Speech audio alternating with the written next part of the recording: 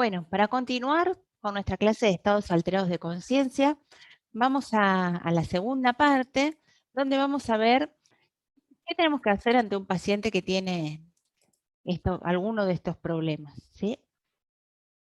Lo primero que vamos a hacer, obviamente, es obtener una historia clínica. Supongamos que traen un paciente de la calle que está inconsciente. En cualquiera de estos estados, ¿no? Puede estar con un síndrome confusional, puede estar excitado, puede estar en coma. ¿Sí? Lo que tenemos que hacer es que un examinador se tiene que ocupar del paciente y el otro tiene que ir a buscar datos de la historia clínica. Entonces traten de contactar a la familia, a los amigos, a la policía. Eso es lo que va a hacer el que está obteniendo la historia, ¿no? Cualquier testigo. ¿Qué es lo que tiene que preguntar? Por ejemplo, ¿tuvo un golpe? ¿Se golpeó la cabeza? ¿Tuvo convulsiones? Porque puede ser un estado posictal. ¿Sí? Usa insulina, es diabético, toma alcohol. Bueno, esas cosas por ahí ustedes se pueden llegar a dar cuenta. Si tiene algún cambio reciente en el ánimo o en los pensamientos o en la condición neurológica. Si tiene acceso a drogas, depresoras del sistema nervioso o drogas callejeras que lo puedan traer así en ese estado. Si tienen alguna alergia, si los mordió algún insecto o alguna otra causa de anafilaxia, también puede traer deterioro del estado de conciencia. Si tiene alguna otra enfermedad, por supuesto, del corazón, del hígado, del riñón, o sea que esté encefalopático por alguna de estas cuestiones. Si alguna vez estuvo internado por algo, como para saber si de vuelta es algo que puede tener alguna repercusión cerebral. Sí, y también pregunten algunas cosas que son banderas rojas. Por ejemplo, ustedes encuentran una anisocoria en un paciente en coma, o sea, una pupila más grande que la otra, o un estrabismo, y se pueden pegar un susto y después resulta que era algo que el paciente ya tenía de antes, ¿sí? Entonces puede ser que nos confundan el diagnóstico. Entonces este es uno, puede ser un enfermero que está haciendo todas estas preguntas. Lo que vamos a hacer con el paciente, como siempre, es seguir la regla del ABCDE, ¿sí? Eso es lo inmediato. ¿Por qué? Porque tenemos que tratar de corregir las 5 cosas con H que amenazan el cerebro, ¿sí? La hipoxemia, la hipotensión, la hipoglucemia, la hipertermia y la herniación. Entonces, ¿qué son la A y la B? ¿Sí? La A quiere decir vía aérea, airway, y B de breathing, de respiración. O sea, ver que la vía aérea esté permeable y asegurar la respiración, ¿no? Abre la boca, se fija que no tenga nada ahí, se asegura que esté respirando, le ponen mínimamente un ambú, si es posible un tubito. ¿Sí? Recuerden que el cerebro requiere de oxígeno y de glucosa continuos, y a los 5 minutos de quedarse sin oxígeno se empieza a morir. Así que hay que ponerle. La C significa circulación. Entonces necesitamos que la sangre circule para llevar oxígeno y glucosa al cerebro. Le vamos a hacer lo que sea necesario, ¿no? Si está en paro cardíaco, habrá que hacer lo que ustedes ya conocen de RCP. Pero si no, lo que sea necesario, subirle la presión, por ejemplo, ¿no? Tratar de estabilizarlo. La D viene de dextrosa, que es el azúcar que necesita el cerebro para nutrirse.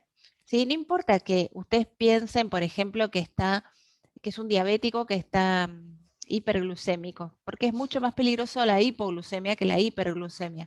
Tiene un poco de dextrosa, si tiene la glucosa alta no lo va a matar. Si tiene la glucosa baja, dejársela más baja sí, lo va a matar.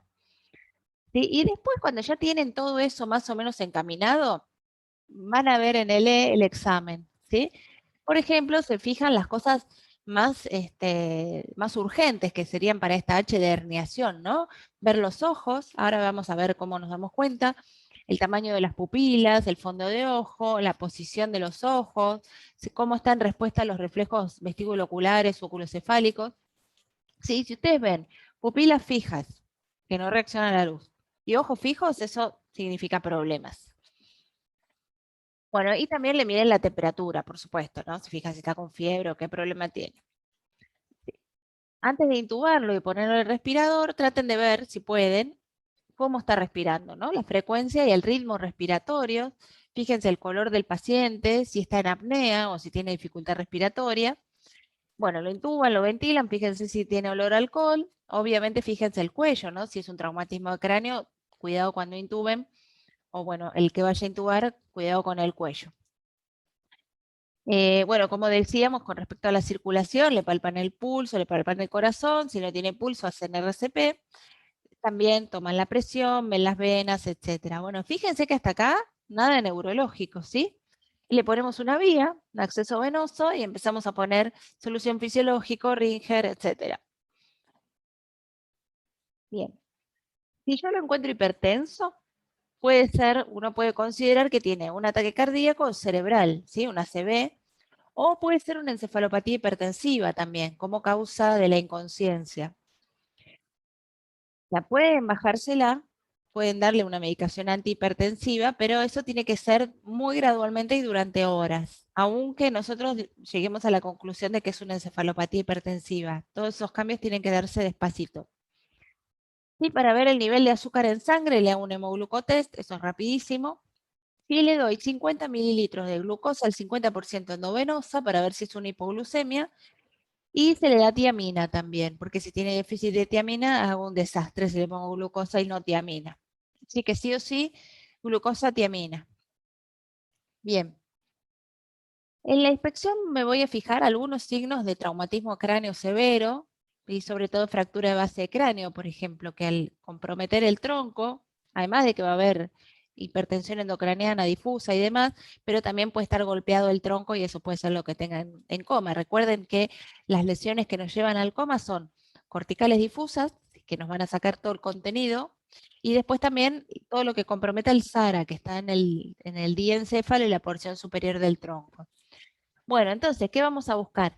Si tiene, por ejemplo, signos de sangrado por detrás de la mastoides o alrededor de los ojos, esto se llama ojos de mapache, o si el tímpano está lleno de sangre, ven como acá que se ve en la otoscopía, ¿sí? Busquen qué le pasa si tiene algún chichón, este se llama signo de Battle, ojos de mapache, bueno, si sale sangre o líquido cefalorraquídeo de la nariz también, ¿no? Y busquen rigidez de nuca. Fíjense de vuelta, ¿no? Si están sospechando una lesión en el cuello, tengan cuidado con eso, hagan una placa, aunque sea de columna cervical. Pero si no, no es la sospecha de un traumatismo, busquen si no tiene rigidez de nuca, porque puede ser una meningitis también lo que está causando todo esto. Bueno, cuando ya lo tengo estabilizado, ¿sí? Ya sé que no se me va a morir de esto, vamos a tratar de ver dónde está el problema, ¿sí? Le voy a hacer un examen neurológico. Voy a buscar distintas cosas. El estado mental, por un lado, los nervios craneales, la función motora, los reflejos y la función sensitiva. ¿Qué voy a ver del estado mental? ¿Sí? El nivel de conciencia, hay una escala que se llama Glasgow, que ahora la vamos a ver, ¿sí? Y trato de ver si lo puedo despertar. ¿Se acuerdan en la clase anterior que decíamos, está con los ojos cerrados, no está con los ojos cerrados? Se despierta pero se vuelve a dormir, ¿qué le pasa? ¿Sí? Entonces hago distintos estímulos. Estímulos auditivos como la voz, estímulos visuales y le hago doler un poquito. Estímulos nocivos centrales que le refriego el pecho así o por ahí le aprieto un poquito los pezones o apendicular le aprietan el pulpejo de la uña, ¿sí? Con una virome, si me llegan a ver a mí ahí, ¿sí? Le aprietan un poquito y se fijan qué hace, si por lo menos retira la mano o se localiza el dolor. Bueno, en cuanto a los nervios craneales, podemos examinarlos todos, aunque el paciente esté así inconsciente. Entonces, por ejemplo, supónganse que está con los ojos abiertos, pero no los mira, ¿no? Un paciente que está confuso. Bueno, pueden hacerle reflejo de amenaza visual, ¿sí? O sea, hacer como que le van a pegar. Si el paciente te ve, va a cerrar el ojo, y si tiene una hemianopsia, no lo va a cerrar. Eh, Bueno, pueden fijarse qué pasa con la luz y luego hacer reflejos que se llaman óculos cefálicos y óculo-vestibulares, ¿sí? Óculos cefálicos, pues significa mover la cabeza para un lado o para el otro y ver qué pasa con los ojos. Y luego también hacer pruebas calóricas, poner agüita fría o agüita caliente en los oídos y ver qué ocurre con los ojos. Ahora lo vamos a ver. Por último, reflejo corneano. Ahí vemos un montón de pares craneales, ¿sí? Como vimos, estamos viendo todo el tronco. También si está intubado, uno podría ver qué pasa cuando muevo el tubo, si tose o no tose, como para ver los pares bajos. La función motora, ¿cómo la voy a evaluar? Un paciente que no responde. Entonces, primero me fijo cómo se mueve solo, si se mueve solo. A lo mejor sí se mueve sin sentido, pero uno ve que mueve los 4 miembros. También si retira cuando le hago doler, ¿sí? Entonces ahí también me voy a dar cuenta si mueve más de un lado que del otro, por ejemplo. Y también tengo que ver el tono, cómo resiste a la manipulación pasiva, si está con espasticidad, hipertonía o por el contrario, hipotónico. Bueno, le tomo los reflejos, le hago las respuestas plantares. Sí, y también puedo evaluar la sensibilidad a la estimulación dolorosa, porque sé que no responda porque no siente también. Bueno, ¿qué es esta escala de coma de Glasgow? Sí, es muy fácil, es una escala que si está todo bien, tenemos 15 en 15, que son 15 puntos en total. Entonces tenemos respuestas oculares, verbales y motoras, ¿sí? Lo que uno hace siempre es tomar la mejor respuesta. Entonces, por ejemplo, pensemos ahora nosotros que estamos 15 en 15, ¿sí? ¿Tenemos respuesta ocular espontánea? Sí. Entonces nos ponemos un 4. Sí, tenemos respuesta motora de obedecer órdenes. Yo le digo, levanten la mano, levantan. Sí, tengo un 10. ¿Está orientado en tiempo y espacio? Sí, un 5. Entonces tengo 15 en 15. De ahí fíjense que va bajando, ¿sí? Por ejemplo, el paciente que está estuporoso tiene una apertura al sonido recién, ¿sí? Que tiene un 3 ya. Si está medio desorientado, le ponemos un 4 o un 3 acá. Y después ver qué pasa con las respuestas motoras. ¿Sí? Y fíjense que acá, bueno, este paciente no obedece órdenes, pero puede localizar, ¿no? Por ejemplo, yo lo estimulo y más o menos se lleva la mano al lugar donde le estoy tocando. Este dobla la mano, pero no llega, pero este hace una respuesta totalmente inapropiada, se llama flexión inapropiada, y este se llama extensión inapropiada. ¿Se acuerdan el gatito de Sherrington que yo les decía que era muy importante para esta clase? Bueno, estas son las cosas que iba viendo Sherrington que le pasaban al gato con lesiones a distintos niveles. Ahora vamos a ver dónde está la lesión acá y acá. ¿Sí? O puede ser, lo peor de todo, digamos, es que tenga 3 de Glasgow. No abre los ojos ante nada, no nada, no hace ninguna respuesta verbal, ni siquiera un gruñido, nada, y no tiene ninguna respuesta motora. ¿Sí? Por supuesto, este es el que peor pronóstico tiene. Y esta escala de Glasgow en su momento se usaba como pronóstico de los pacientes que venían con traumatismo de cráneo. Ahora lo usamos siempre como escala, digamos, de pacientes en coma, como para saber qué tan mal está. Sí, acá entonces muestro los ejemplos de cómo hacer para obtener respuestas motoras. Está el de apretar el pulpejo de la uña, el de refregar acá el esternón, ¿sí? Con fuerza. Fíjense que hay estímulos que son axiales, pero también estímulos apendiculares, ¿no? Este sería axial. También uno puede apretar donde está el nervio supraorbitario, que eso duele un montón, y entonces hacen una cara, ¿no? De dolor, o pueden llevarse la mano como para tratar de sacarlo. Y esto que se llama maniobra de Foix, que es agarrar las articulaciones temporomandibulares y apretarlas con fuerza y ver la cara que hace. Eso también te sirve para la respuesta motora de la cara. Yo acá les dejo un librito que es un libro clásico que habla solo de estupor y coma, como para que algún fanático del tema se interiorice más. Bueno, otra cosa que tenemos que ver, yo les decía, antes de intubarlo, es ver si tiene un patrón de respiración especial, y ver si tiene meningismo y algún signo que de alguna causa subyacente, o sea, hay que jugar un poco al detective y ver también si encuentro que tiene alguna simetría en en las respuestas motoras, como que me hable de un déficit focal. Sí. Bueno, esto de los patrones respiratorios, sí, significa que lesiones a distintos niveles del tronco van a producir distintos problemas respiratorios. Entonces, si el problema está acá, en diencéfalo, o por arriba, digamos, de esto, voy a tener una respiración que se llama de Cheyne-Stokes. Fíjense cómo es, tengo apnea, después empieza a subir despacito, despacito, hiperventila y después baja, ¿sí? Y otra vez una apnea, y así, como usos son, ¿sí? Esto lo tengo que ver, por supuesto, con el paciente sin el tubo puesto. Después, en el tronco, cuando la lesión está en el tronco pero bien alta, este sería el Cheyne-Stokes, ¿sí? Cuando la lesión es bien alta en el tronco, voy a tener este patrón que se llama hiperventilación neurogénica central, ¿sí? Muchas respiraciones cortitas. También se ven algunos trastornos metabólicos, así que ojo. En el puente, ¿sí? En la protuberancia en forma bilateral, voy a tener esta, miren, una respiración, una apnea larga, una respiración, una apnea larga. A medida que vamos yendo para abajo, cada vez se va poniendo peor, ¿ven? Entonces, unión bulbo-protuberancial tiene como una respiración en clúster o atáxicas, o sea, respira un ratito a los ponchazos, después no respira. Después respira un poco, después no respira. ¿Sí? Y cuando agarra el bulbo, el centro respiratorio que está en el bulbo directamente está en apnea. Este está, como dijimos, en muerte cefálica. Bueno, también podemos mirar y ver si tiene alguna postura predominante. Por ejemplo, ¿tiene una desviación de los ojos y la cabeza persistente? ¿Tiene posturas que se llaman de descerebración o de decorticación? Y esto es lo que hacía Sherrington, ¿sí? Entonces, esta respuesta extensora, cuando uno le estimula cualquier cosa, ¿no? Por ejemplo, le haces el estímulo en el esternón y ves que lo que hace es extender los brazos así y las piernas.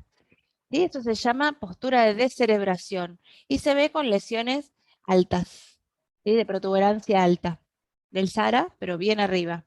El pobre gato nos sirvió de ejemplo para esto. Y si no, está la respuesta de decorticación, en la cual las piernas se extienden, pero los brazos se doblan. ¿Sí? Y esto se ve ya más en lesiones por debajo, mesencefálicas.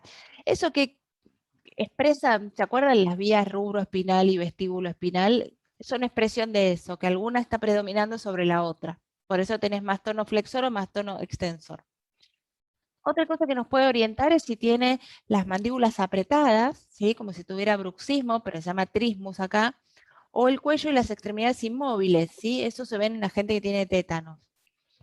O ya llevado a un extremo una postura que se llama opistótonos, que ahora les voy a mostrar, es esto, opistótonos. Este es un cuadro, pero está tomado de la realidad, un cuadro de un paciente con tétanos. Fíjense la cara, ¿sí? Y la risa esa extraña que hace, ese gesto, porque está todos los músculos eh, con el máximo tono, digamos, ¿sí? Por eso está así. Y realmente se ven así, torcidos. Ahora les muestro uno real, ¿sí? Niñito. El anterior tenía tétanos, un paciente con meningismo también puede tener esto de opistótono, ¿sí? Cuando uno flexiona la columna la cabeza, estira un poquito las meninges y si están inflamadas, eso los mata de dolor. Entonces tienden a tener esta postura así, ¿sí? En gatillo de fusil, se llama. Bueno, también entonces decíamos, hay que mirar qué movimientos hace, ¿sí? Si son iguales, si está flácido. Vean el tono muscular, fíjense el déficit motor, busquen también si tiene temblores, mioclonías, espasmos, todas cosas que puedan orientar. Bueno, cuando ya hicimos todo lo motor, vamos a ver los ojos, que son muy importantes. Necesito registrar el tamaño de las pupilas en milímetros con una reglita, no vale adivinar, ¿sí? Nosotros tenemos una tarjeta donde tenemos los números de los tamaños de las pupilas y podemos comparar la pupila del paciente con ese redondelito, ver cuánto mide. ¿Por qué es tan importante? Ahora lo vamos a ver.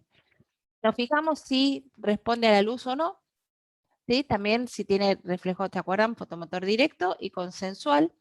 Si ustedes ven que está dilatada una y que no responde a la luz, ya hay que ir llamando al cirujano, al neurocirujano, porque probablemente ese paciente se está herniando.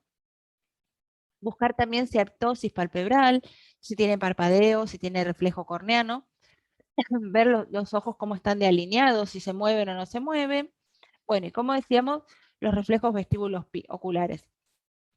Si tenemos oftalmoscopio, que sería lo ideal, hacerle un fondo de ojo y buscar edema de papila, buscar el pulso en el fondo de ojo, y esto es muy importante, sáquenle las lentes de contacto, ¿sí? Para preservar las córneas, porque si no, estamos fritos.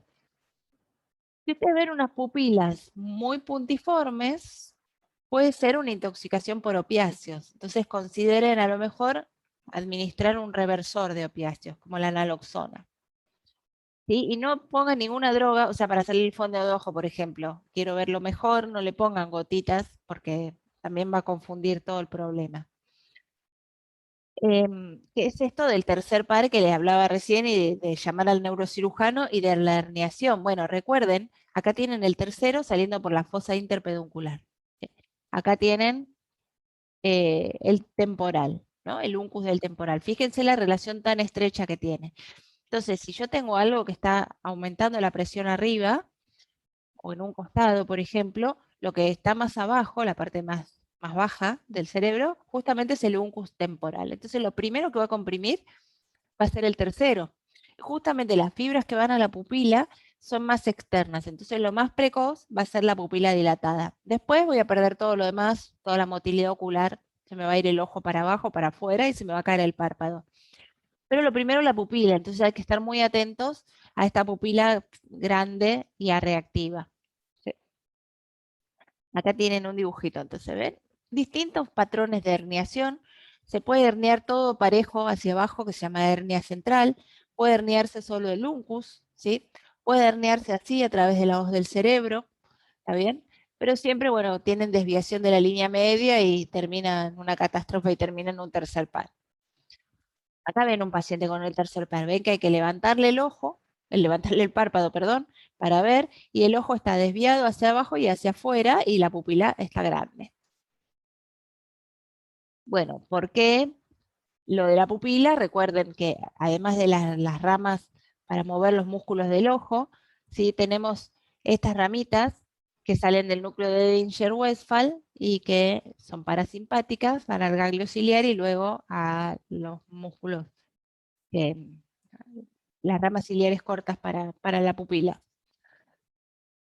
Sí, entonces, por ejemplo, si tuvieran una lesión ahí, ¿qué va a pasar? Me voy a correr un poquito. Si tenemos una lesión acá, entonces tenemos las dos pupilas así, ¿sí? Cuando yo ilumino esta, que está sana, se contrae esta, se contrae también esta, ¿se acuerdan que tiene un consensual, no? ¿Sí? Pero si yo ilumino esta, como no puede llegar la luz hacia allá, no va a responder. Si yo tuviera la lesión acá, ¿qué va a pasar? Arranco con esta pupila más dilatada, ¿sí? Porque no se puede contraer, porque no tiene con qué. La pupila está súper dilatada, yo ilumino el otro ojo contralateral y no se puede contraer porque no tiene con qué. Ilumino este, no se puede contraer porque no tiene con qué. O sea, recuerden siempre el reflejo consensual que hay acá. Saquen conclusiones. Y para la dilatación, recuerden que es una vía parasimpática larga, ¿sí? Que va a empezar, bueno, a nivel del hipotálamo, va a bajar por todo el tronco hasta niveles cervicales, luego va a ir a los ganglios cervicales de la cadena simpática y después va a subir enrollado a la carótida, ¿sí? Va a ir con la rama oftálmica del trigémino y va a terminar en la pupila también. Bueno, cuando yo ya sé todo eso y me acordé de la anatomía, puedo ir evaluando distintos patrones de pupilas. Por ejemplo, si yo veo pupilas que son chiquititas, pero que son reactivas, tengo que pensar en drogas o en un coma de causa metabólica. Esto es súper importante, ¿sí? Pupilas chicas y reactivas, coma o metabólico o drogas. Bien. Después, lo mismo va a pasar con alguna lesión diencefálica. Son pupilas chiquititas y reactivas todavía. ¿Sí? Si todavía no agarró el tronco y demás, estamos bien. Bueno, si agarra el tercer par, habíamos dicho, voy a tener una pupila dilatada y fija, ¿no? Y el ojo desviado, pero precozmente la pupila. Si agarra acá, pretectal, voy a tener pupilas grandes y con fijas, parecen que tuvieran, porque uno las ilumina y no pasa nada, pero tienen una cosa que se llama hipus, ¿sí? Que se contraen y se dilatan, se contraen y se dilatan. ¿Por qué? Porque acá estaban los reflejos visuales, y al estar lesionado, digamos que no se pone de acuerdo si se dilata o se contrae, ¿no? ¿Cuál de las dos va a predominar? En el mesencéfalo voy a tener pupilas en posición media, fija, y en la protuberancia, en forma característica, unas pupilas puntiformes, así, ¿sí? Porque está predominando 100% ¿quién? El que contrae la pupila, ¿sí?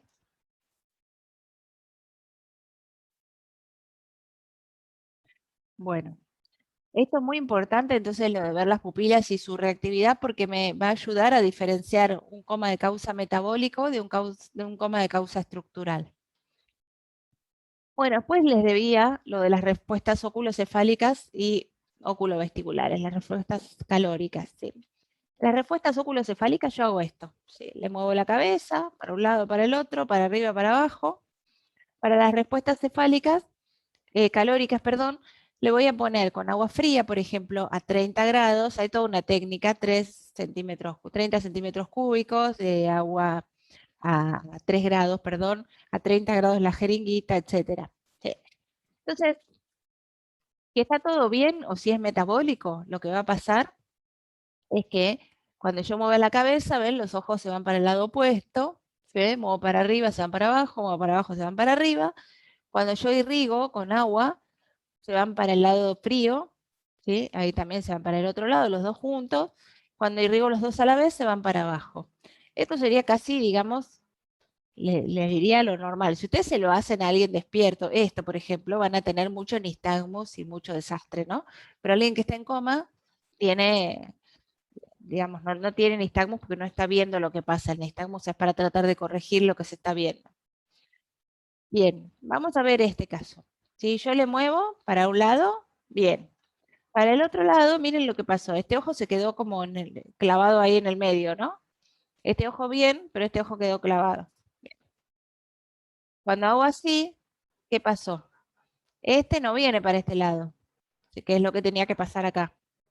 Para este lado sí va, ¿sí? Y acá tampoco va para abajo. ¿Qué pudo haber pasado? Como que se haya interrumpido una conexión, ¿no? Esto puede estar a nivel pontino del lado derecho. ¿Por qué? Porque no tiene sexto par del lado derecho. Por eso es que no puede mirar, no tiene mirada lateral hacia el lado derecho. Bueno, veamos qué pasa acá. ¿Sí? Mira para allá, este ojo mira y este se queda en la mitad. ¿Sí? Cuando le hago para el otro lado, este ojo mira, este se queda en la mitad. ¿Sí? Para arriba y para abajo está todo bien. Veamos qué pasa acá. Irrigo para este lado, este ojo va y este ojo no. ¿Sí? Irrigo este ojo va y este ojo no va. Lo que pasa acá es que, bueno, piensen, para poder mirar con este ojo para adentro necesito el tercero. Y este lo hago con el sexto. ¿Sí? Lo mismo pasa de este lado, tercero de este lado, sexto de este lado. Pareciera que los dos pares funcionan por separado, pero lo que está interrumpido es la conexión entre los dos. ¿Sí? De hecho, eso es una oftalmoplejía internuclear. Está interrumpido el fascículo longitudinal medial que va en el tronco, entre la protuberancia y el mesencéfalo, y bueno, también me ayuda a ubicar la lesión. Bueno, y por último, miren este. ¿Sí? A ver, ¿qué me dicen? Este ojo va para ese lado, este no. ¿Sí? Este ojo va, este no. Este queda como quieto cuando hago este lado. Mira este y este queda quieto. Este mira y este queda quieto y este quedó fijo ahí. ¿Sí? Estas son lesiones de mesencéfalo. En realidad el problema más bien es que no tiene, es que tiene, acá está muy sutil realmente, tiene un tercero bilateral, pero no se ve tan claro.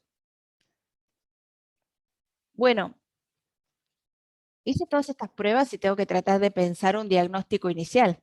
¿Sí? Como mínimo tengo que pensar en 5 cosas. ¿Es estructural? ¿Es tóxico metabólico? ¿Fue anoxia? ¿Es isquemia? ¿O es psiquiátrico? Entonces, cualquiera sea las cosas que traiga, trae confusión, trae estupor o trae coma, ¿sí? Veamos las 5 categorías grandes. Dentro de lo estructural tengo un montón de cosas, ¿no? Trauma, infecciones, convulsiones, hemorragias, infartos, un montón de cosas. Dentro de lo tóxico metabólico pueden ser tóxicos endógenos o tóxicos exógenos. Exógenos, por supuesto, alcohol, drogas, ¿sí? Insulina, ¿está bien? Tóxicos endógenos puede ser que esté encefalopático por alguna cosa, porque tenga, por ejemplo, una encefalopatía hepática, o que esté con hiponatremia severa, o tiroides mal, o glucosa alta o baja. Dentro de la anoxia, la enfermedad pulmonar, o una intoxicación por monóxido. La isquemia puede ser un shock, una falla cardíaca, y bueno, y luego está paciente psiquiátrico. ¿Cómo hacemos entonces? Veamos. Tengo un paciente en coma, con signos focales, supónganse, y no tiene meningismo o tiene meningismo. ¿Sí? Puede ser que tenga signos focales o no. Si no tiene signos focales, vamos a pensar acá en una regla mnemotécnica que es TOMEC.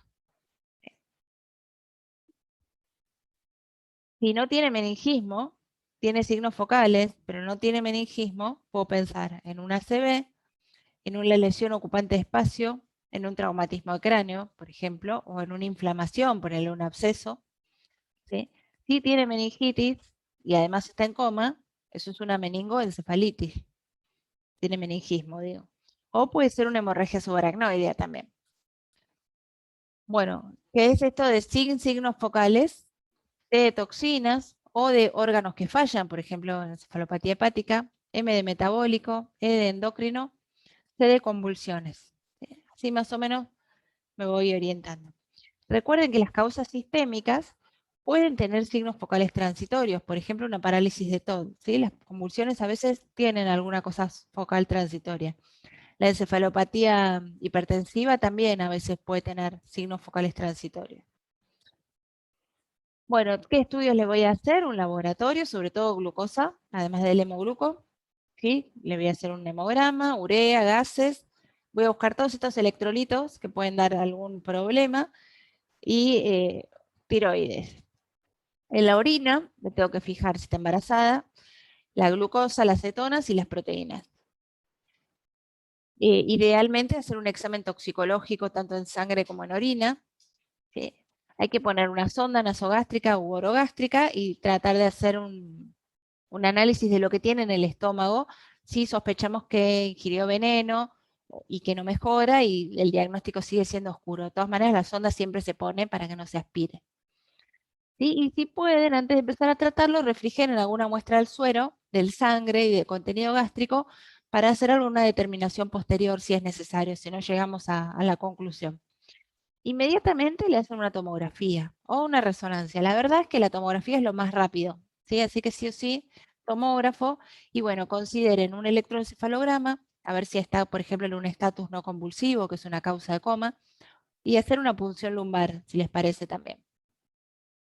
Bueno, técnicas de imagen, ¿qué vamos a pedir? Una tomo de cerebro, ¿sí? Vamos a pedir ventana ósea, cortes de peñasco y contraste, si estoy pensando en un traumatismo de cráneo, por ejemplo. Si es un politrauma, quizás tenga que agregar tomo de columna, ¿sí? Rezo del cerebro, depende de lo que esté pensando. Recuerden que tarda mucho más, para un paciente en coma es complicado, sobre todo si ustedes quieren hacer resonancia multimodal, por ejemplo, o protocolo de epilepsia, ¿no? Bueno, la angiografía digital también puede llegar a ser, pero lo que sí o sí, tomografía de cerebro no puede faltar. Entonces puedo encontrar cosas como esta, ¿no? Les muestro ejemplos. Un hematoma subdural agudo, ¿sí? Fíjense cómo desplaza la línea media ahí. Un hematoma extradural, ahí tienen burbujitas de aire y la sangre acá, y ven en la ventana ósea, ¿sí? La fractura de cráneo, que es lo que rompió la meningia media.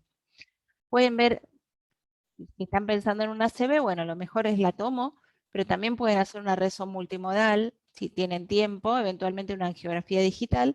Recuerden acá los territorios vasculares, ¿no? Entonces, por ejemplo, fíjense en este, ¿sí? Este parecido a lo que hubiera tenido Cerati, un infarto de carótida, ¿no? Agarra cerebral anterior y cerebral media, ¿sí? Son cosas muy catastróficas. Acá tienen otra, esta, fíjense que tiene sangre en el espacio subaracnoideo, es una hemorragia subaracnoidea, y otra hemorragia subaracnoidea, con mucho sangradito ahí en el medio. También pueden tener un hematoma hipertensivo masivo con volcado ventricular, todas estas causas de coma estructural, de infarto de cerebral media también masivo. ¿Sí? Si están pensando en una infección, pidan siempre con contraste. Recuerden que las infecciones rompen la barrera hematoencefálica. ¿Sí? Acá, por ejemplo, ven un herpes, tiene como característica esto de que va a afectar más el sistema límbico, las cortezas del sistema límbico, del lóbulo temporal. Toxoplasma, fíjense cómo capta contraste todo alrededor del absceso de toxoplasma y todo el edema que tiene alrededor, ¿sí? Este desplazamiento de línea media es lo que lo tiene en coma. Bueno, otro herpes, ¿sí? Ven cómo están los dos polos temporales súper hiperintensos, ¿sí? Y acá más abscesos, ¿sí? Absceso grande, grande, con mucho edema alrededor. Bien, bueno, les dejo mi correo, espero no haber sido muy confusa y vertiginosa y que hayan mantenido su estado de conciencia hasta el final. Nos vemos la próxima.